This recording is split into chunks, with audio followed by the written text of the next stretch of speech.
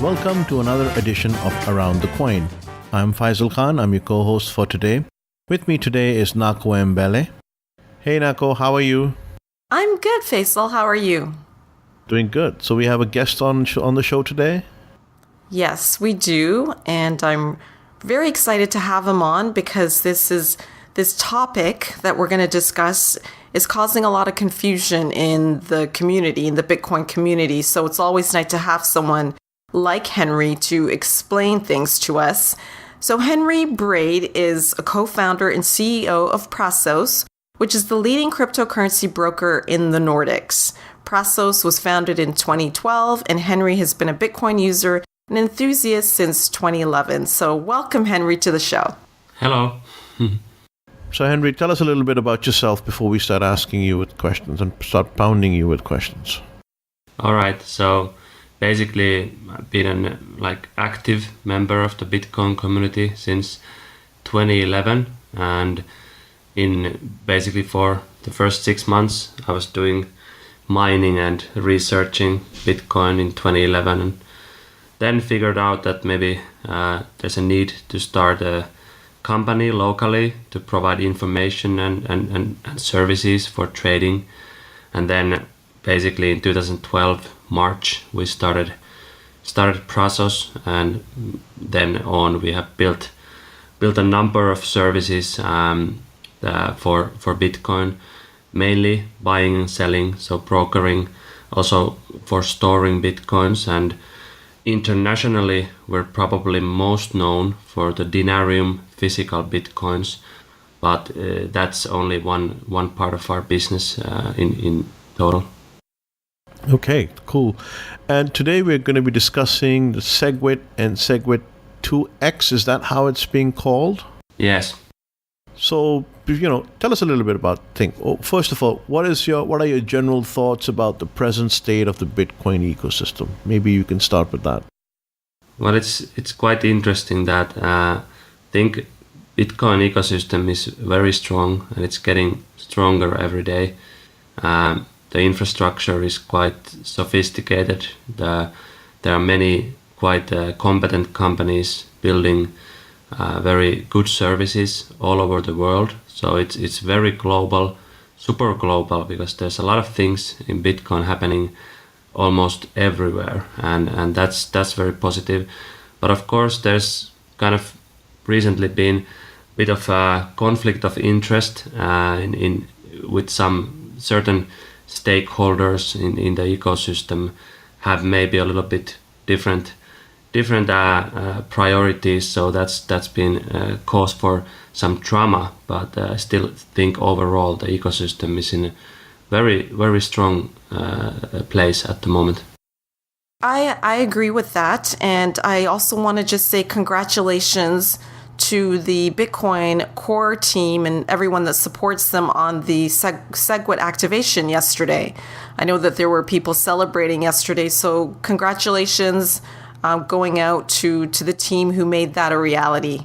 I think that that's like the next stage in Bitcoin, so we're really looking forward to what happens after that. Okay, so for our listeners who are new to crypto, what's the difference between Bitcoin and Bitcoin Cash? Okay, so that's a good question. Basically, Bitcoin is the original Bitcoin that's been around since 2009.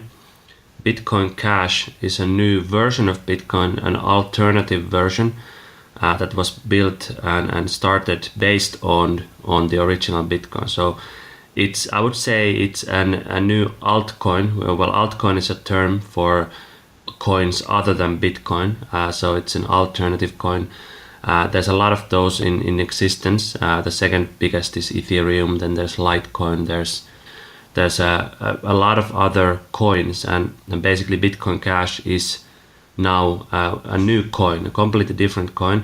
But what makes it different from the other altcoins like Litecoin and Ethereum is basically that it uses the same transaction history that Bitcoin has. So the 1st of August 2017, everything that happened before that date is the same for both Bitcoin and Bitcoin Cash.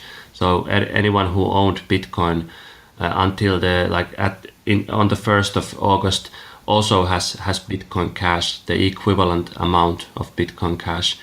And after the 1st of August date, they are completely separate, two different cryptocurrencies that will have a unique and separate transaction history from that point forwards.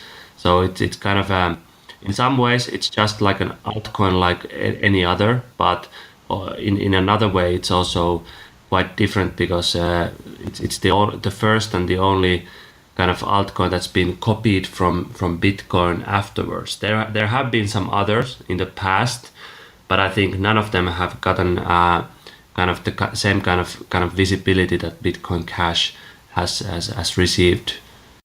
So Henry, I'm going to ask a follow-up question on this thing. When you have Bitcoin and Bitcoin Cash both coming in, isn't that sort of inflation? Because you now have double the money essentially. Because Bitcoin, people can convert Bitcoin Cash to Bitcoin, and everyone gets the equal amount of Bitcoins. Isn't this what Bitcoin was not supposed to do? Not have inflation? Well, it still doesn't, that's a very good question, but I think it still doesn't kind of affect the amount of Bitcoins themselves. And Bitcoin Cash is just like I would say an altcoin like any other. It's if we can also think it like if Ethereum or Litecoin or some other cryptocurrency would affect the issue in the same way, it can also be argued that that's also the case. Like people making new altcoins all the time, and they kind of they could take value from Bitcoin in one sense, but I think there's a lot of like positives for this as well. Like we have seen, because Bitcoin has become more stable and more solid than any other cryptocurrency, and it's kind of starting to be almost as solid as many regular commodities or currencies. Not in the same level yet, but it's getting there. So the other altcoins, they're more volatile. Other coins are more volatile, and they maybe have people can make more profit from investing in another altcoin, but they can also lose a lot more money if the coin goes down in price.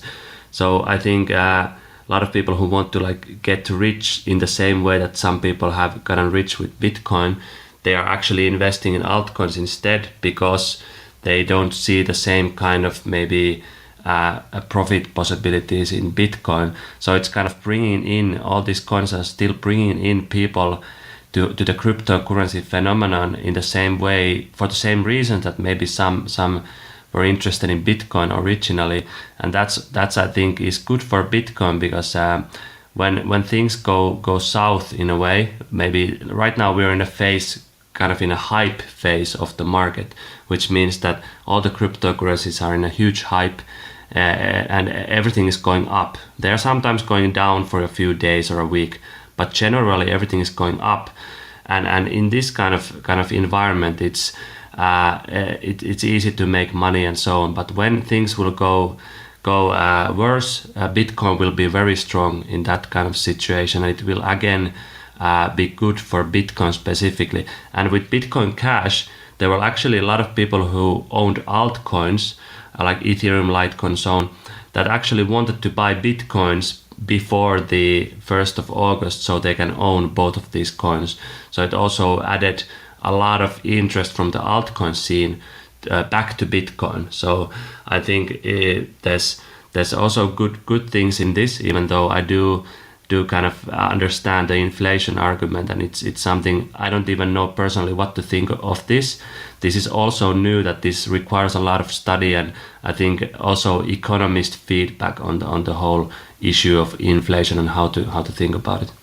Yes, I find it interesting that many people thought that Bitcoin would actually dip as a result of the uncertainty, because that would normally happen, but the exact opposite took place, is what we noticed. And I guess my question for you is, in terms of Segwit and the reason that there's another Segwit called Segwit2X, can you explain like what the difference is between Segwit and Segwit2X, as well as why there's such a difference between the different camps? Like why is there so much conflict?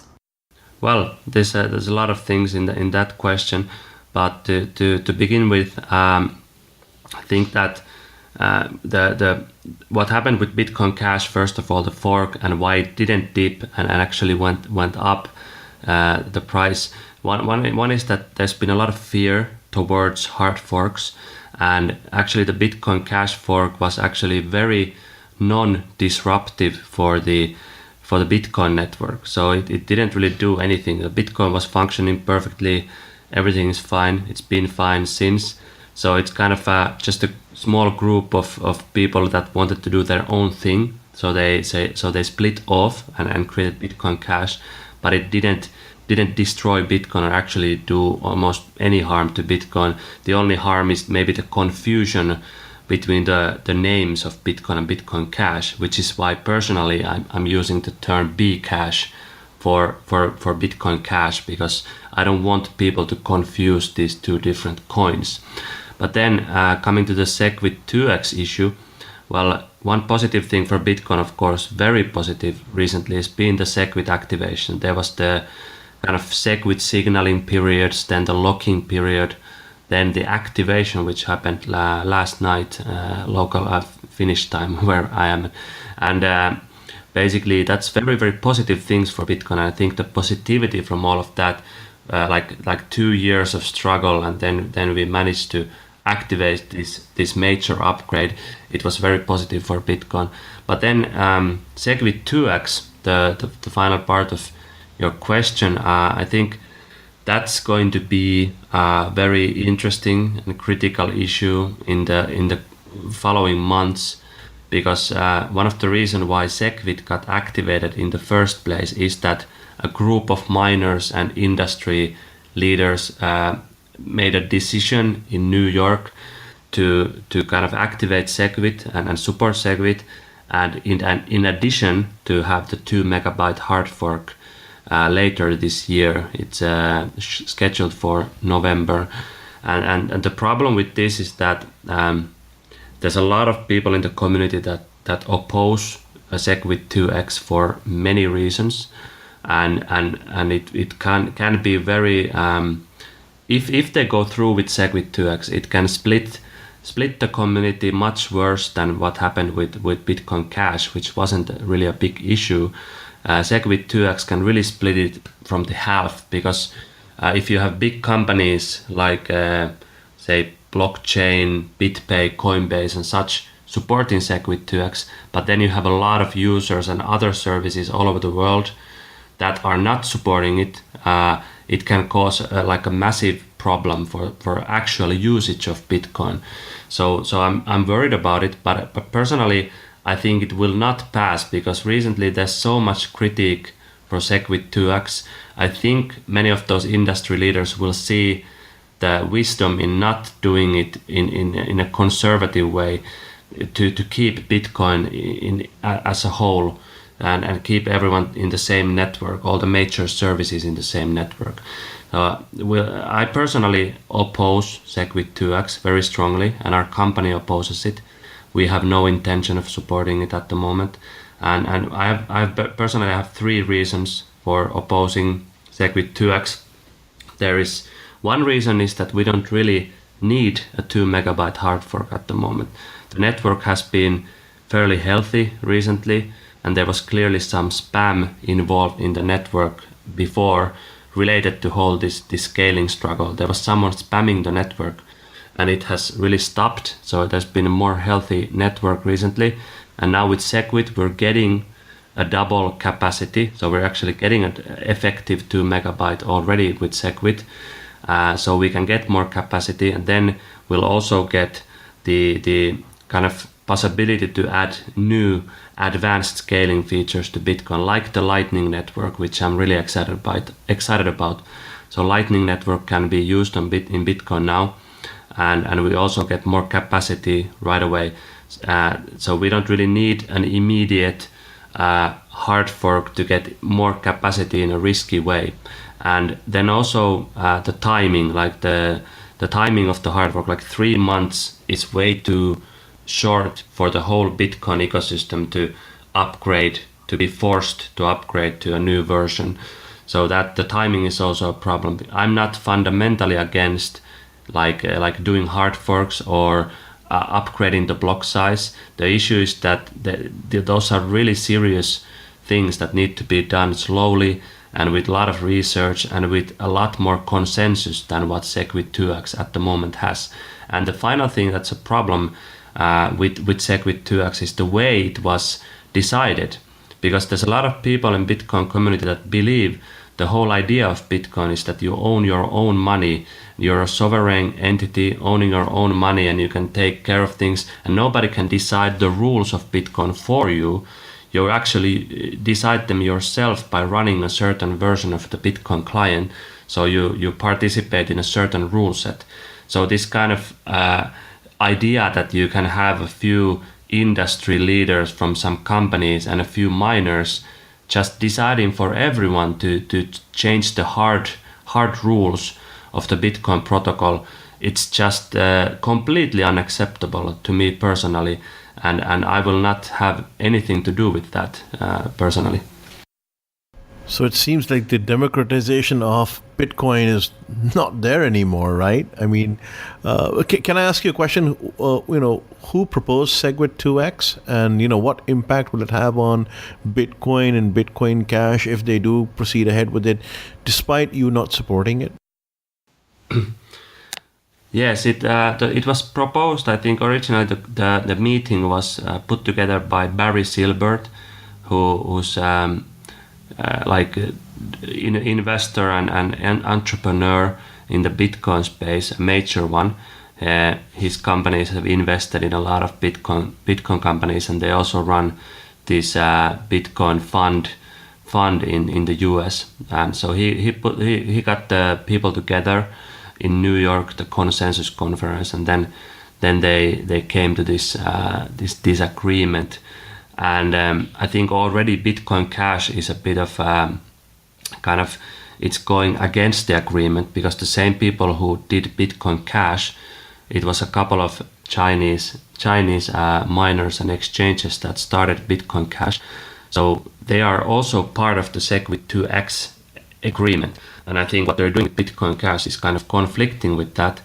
So I think the whole agreement will likely fall apart, because there's a lot of companies that are publicly opposing it.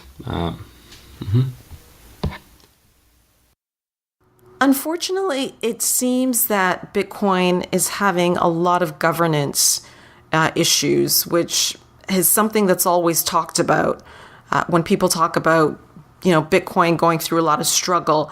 How do you propose, or what would be some of the suggestions that you'd have for other stakeholders and Bitcoin users? How can we improve the communication between everyone? Because it seems like it's completely broken down at this point. Yeah, it's difficult, very difficult issue. I think that there's issues on many levels. Like, one is the communication itself. I think there's been improvement on that, because like previously I was like a couple of years ago I was critiquing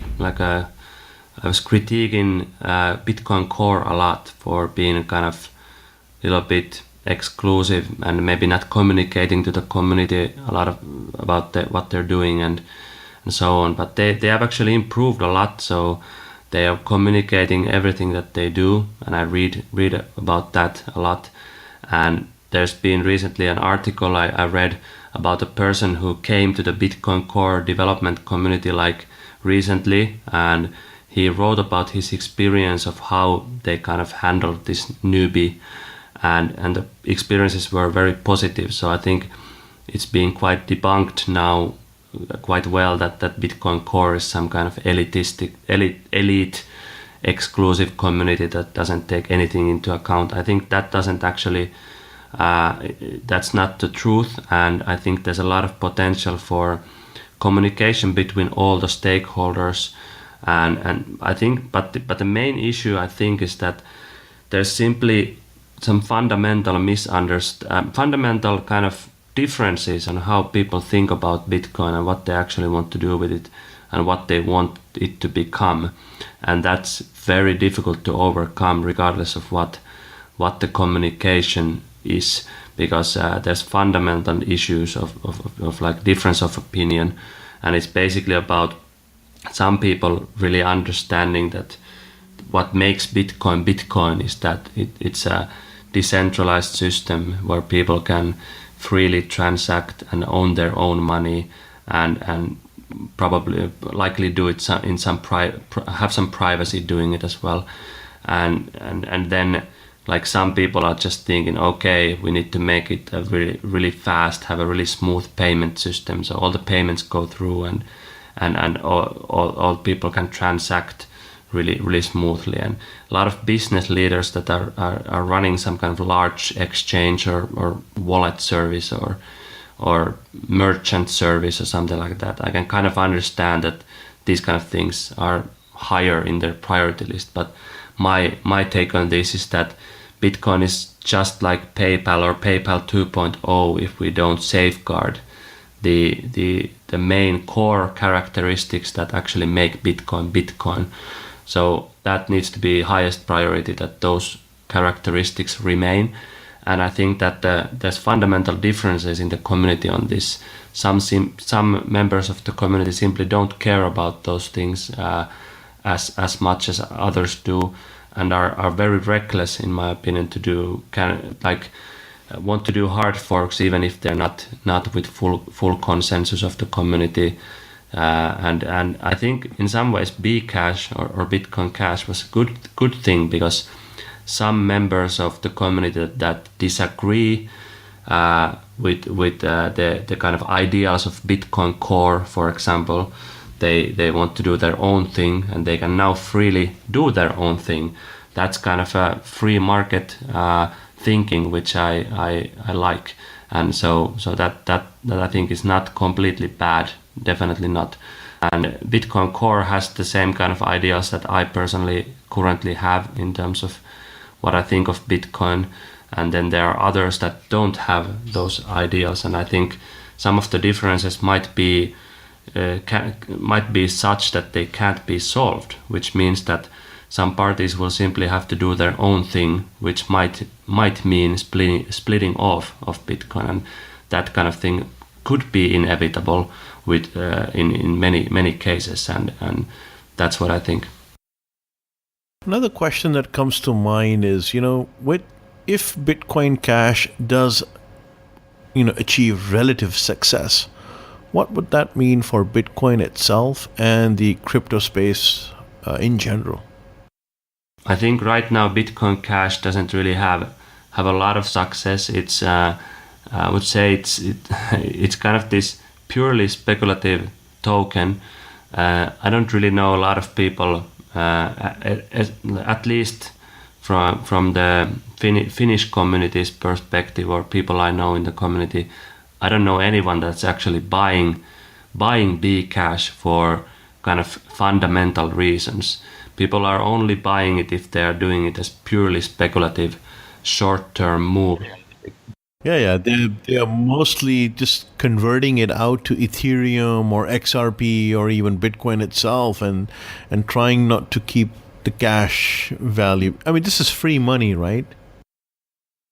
Yes. Are there any redeeming qualities to hard forking in the crypto space? Because I think what we're going to see as a result of Bitcoin Cash is we might see a lot of other hard forking taking place.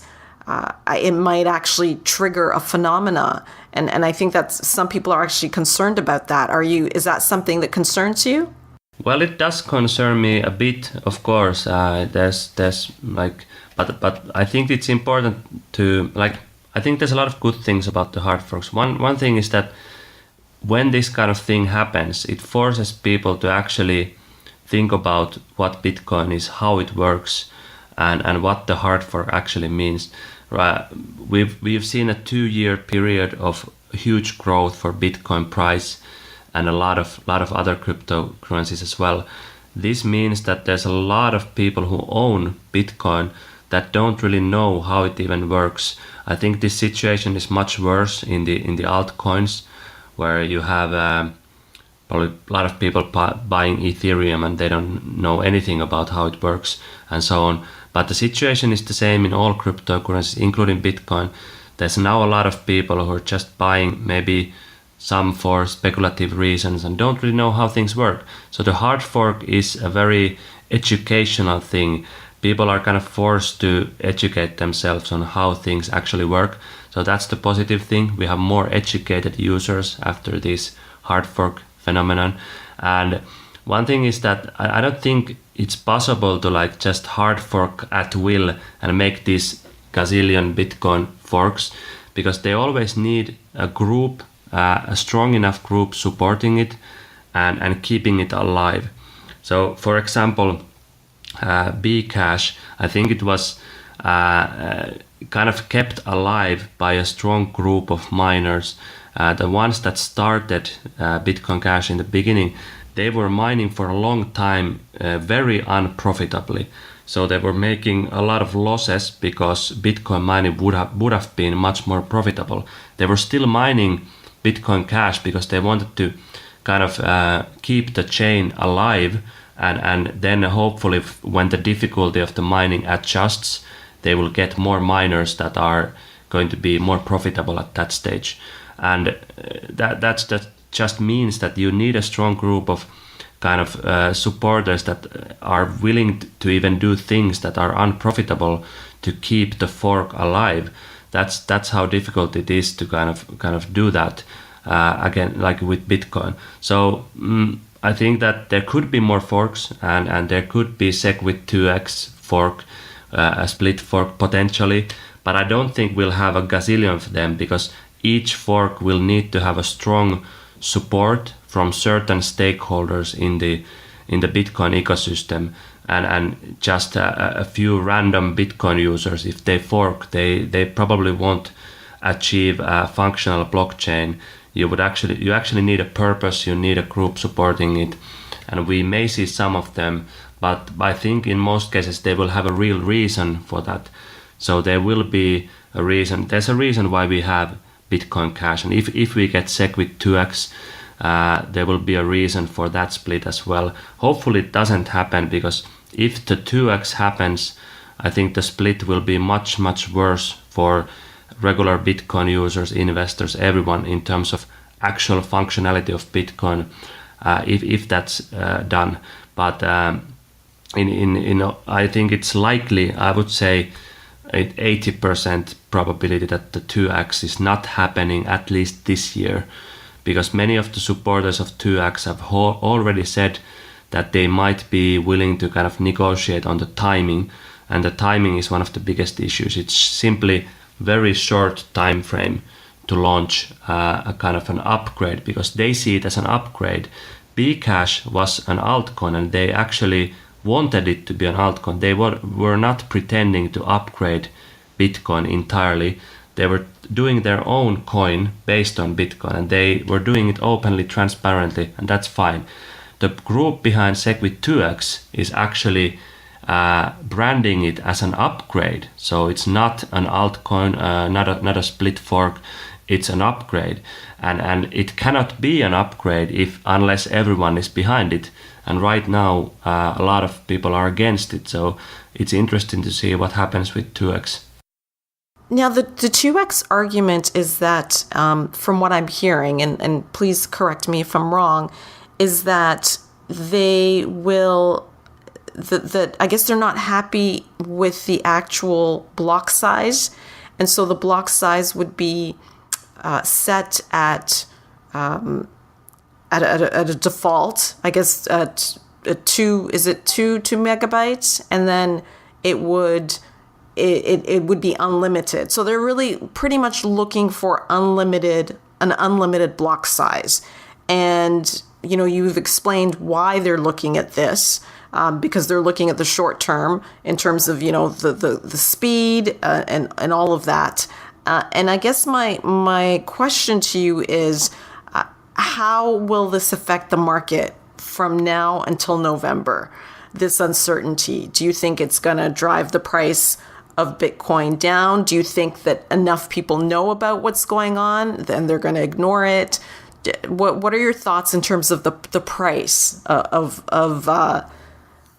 Bitcoin? Like, will it be impacted because of all of this uncertainty? I'd just like to correct that.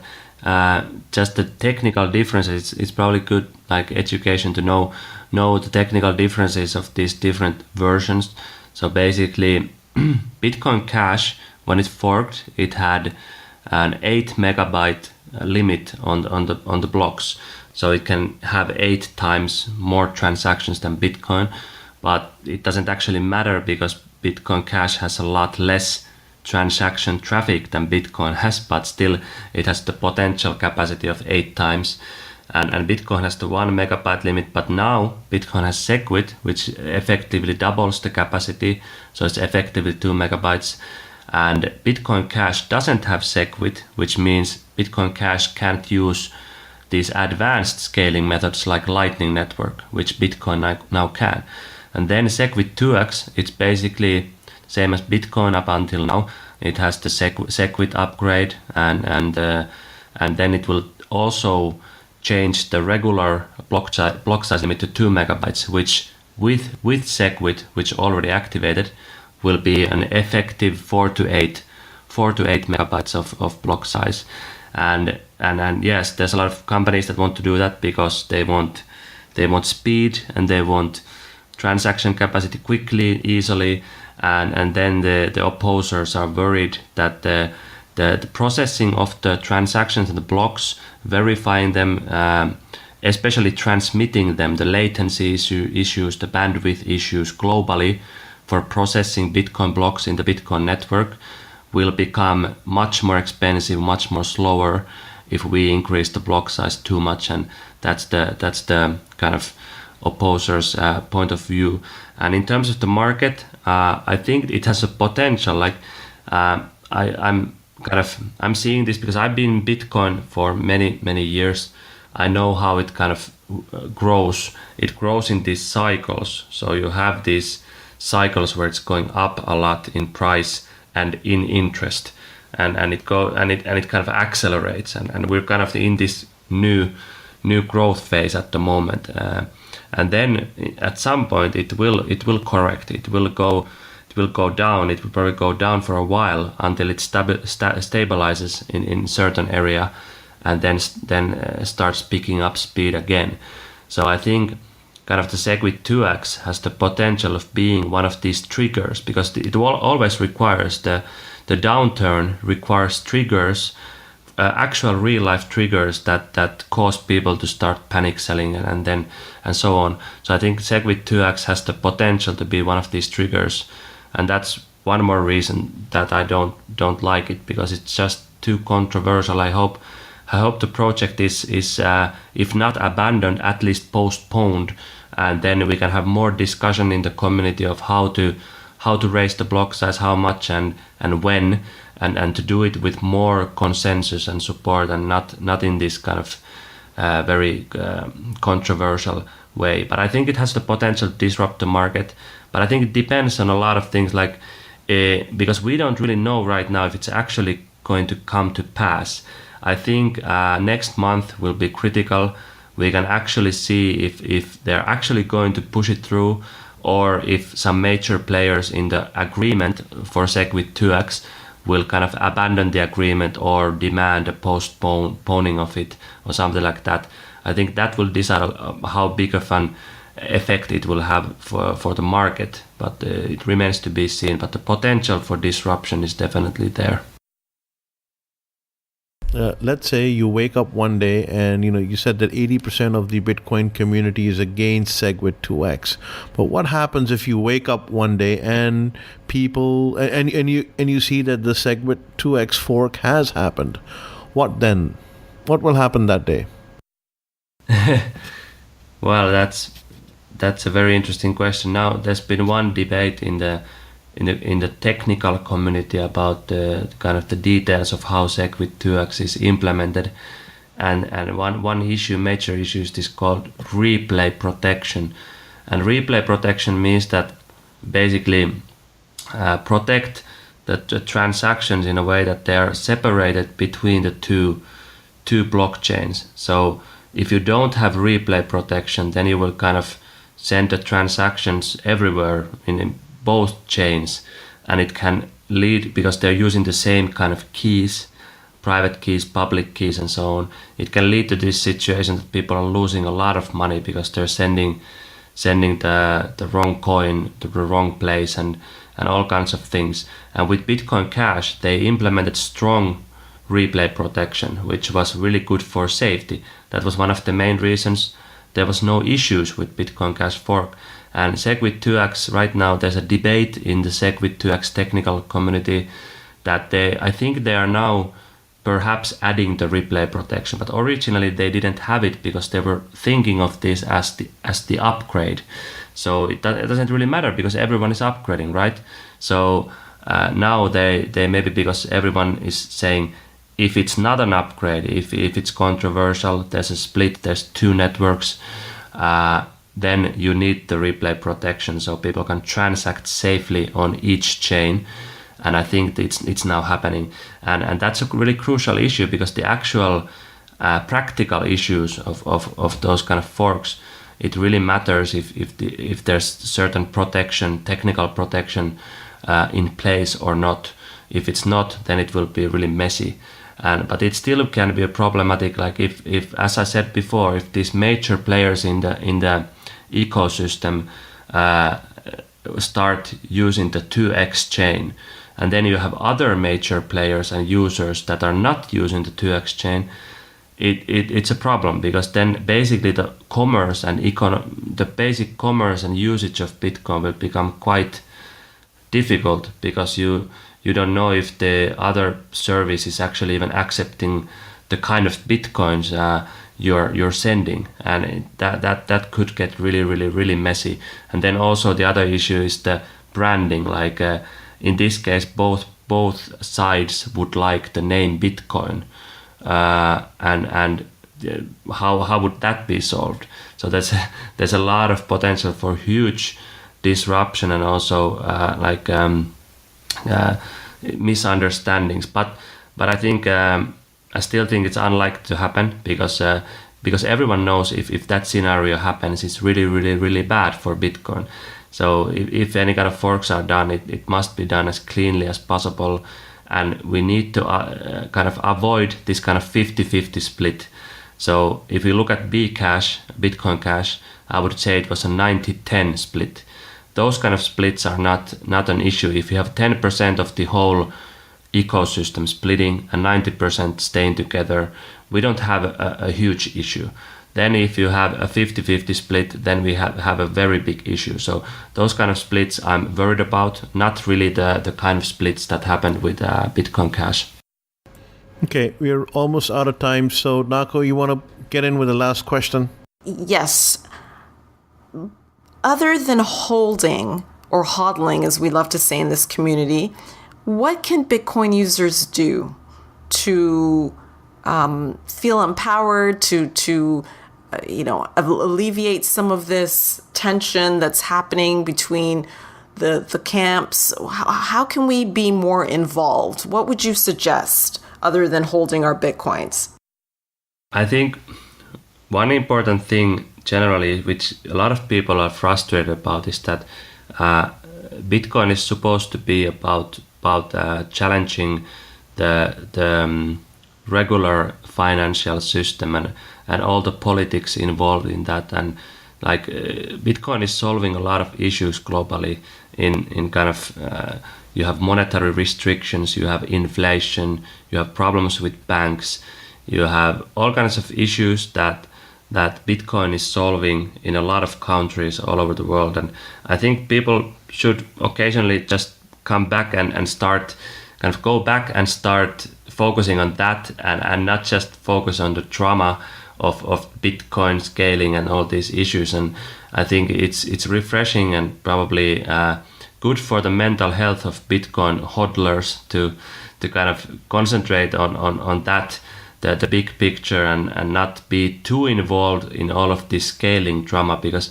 in the scaling dramas there's there's a lot more fear and this kind of drama going on than there's actually bad things happening in reality.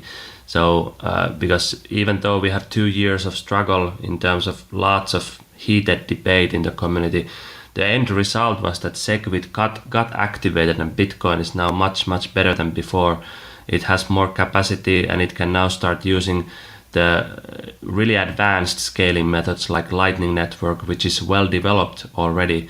So it's almost ready to start being used on top of Bitcoin. So things have evolved, and it's going forward. Bitcoin economy is a lot bigger than it was a year ago or 2 years ago. A lot of things are moving forward in a very positive way, and I think it's important to kind of concentrate on that more and not get too kind of deep into the debates about scaling and so on. Henry, I love your focus. You're so focused on this thing. Let me ask you one question. You keep mentioning the Lightning Network. Can you just tell us a little bit about that, how that works? Yes, Lightning Network I'm very excited about. So Lightning Network is kind of a network of payment channels. So the idea of a payment channel is that I'm sending. I want to build a payment channel. Let's say with Nako, and then Nako puts let's say 1 Bitcoin into the payment channel. I put 1 Bitcoin there, and then it's logged into the channel, and that requires like 1 transaction to the networks, to the blockchain, and then we can make changes to that channel without broadcasting those transactions into the blockchain. And then at any time we can also broadcast to the blockchain and kind of reset the channel, and we can change the ownership, kind of record the ownership of that channel to the blockchain. So if the channel has like 1 Bitcoin for me, 1 Bitcoin for Nako, it can change at any time to like 0.1 with Nako and 1.1 for me, and then both of us can at any time settle that on the blockchain by making this settlement transaction. The point of it is that you can make 1,000 transactions in a channel, and you only need 1 starting and transaction of the channel and the closing transaction on the blockchain. So the blockchain would require a lot less traffic, a lot less kind of settlement transactions per actual transaction. So that's the idea. I'm maybe not explaining this too well, but that's the idea of the payment channel. But Lightning Network is a network of payment channels. So if I'm trying to send money to someone who's not my direct contact in kind of this channel network, it can route it through a lot of people in between, and without requiring a Bitcoin transaction every time. And the beauty of this is that it's super secure. So you can make instant transactions which happen instantly in a completely secure way. So and also very cheap. A single transaction in a channel would not cost a lot. So it would actually, we can build an economy that allows micro transactions, like really small transactions worth cents. You could send in a Lightning Network, no problem, and instantly, which cannot be done with Bitcoin. You have transactions costing too much to send really small transactions. And even like if you send these zero conf transactions, which are instant in Bitcoin, they are really unsecure. In Lightning Network, you can send instant transactions securely. So it's a huge improvement, but it requires a lot of infrastructure development, a lot of services, companies, wallets. People need to like slowly start testing and using Lightning Network. It will take years for that technology to be in widespread use, but I think it in some use it will already be this year, because there's a functioning wallets, functioning protocol for the Lightning Network, and it will really change Bitcoin entirely. So to actually allow small transactions to be sent in large quantities and really quickly and cheaply. Yeah, it sounds fascinating. Henry, thank you very much for coming to our show. You've given us absolutely illuminating stuff to talk about and to digest. Nako, thank you for arranging this, and we'll have this podcast up and running soon. And Henry, how can we get in touch with you if anyone wants to get in touch with you? My Twitter account is a good way to get in touch. So it's the Technomage, and the A is with a 4. So that's a. Okay, perfect. We'll put that up. Thank you, sir. Take care. All right. Thank you, guys. Thank you, Henry. Thanks, Faisal.